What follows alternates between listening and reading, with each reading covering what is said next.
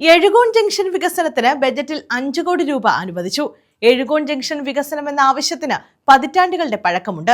എഴുകോൺ ജംഗ്ഷനിൽ നിന്നും ആരംഭിക്കുന്ന റെയിൽവേ ഓവർബ്രിഡ്ജാണ് എന്നും ജംഗ്ഷൻ വികസനത്തിന് തടസ്സമായി നിൽക്കുന്നത്. 5 കോടി രൂപ ബജറ്റിൽ അനുവദിച്ചതോടെ എഴുകോൺ ജംഗ്ഷൻ വികസനം എന്ന ആവശ്യം യാഥാർത്ഥ്യമാകുമെന്നാണ് പ്രതീക്ഷ.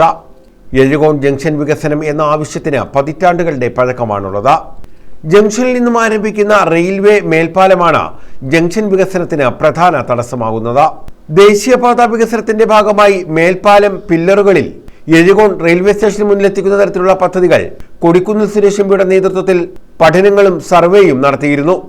എന്നാൽ ഗ്രീൻഫീൽഡ് ഹൈവേയുടെ പരിഗണനയിലേക്ക് എത്തിയതോടെ പദ്ധതി വീണ്ടും മുടങ്ങിയ മട്ടിലാണ്. ജംഗ്ഷൻ വികസനത്തിനായി 5 കോടി രൂപ ബജറ്റിൽ വകയിരുത്തിയതോടെ എഴുകോൺ നിവാസികൾ വീണ്ടും പ്രതീക്ഷയിലാണ്. News bureau, Ezhukone.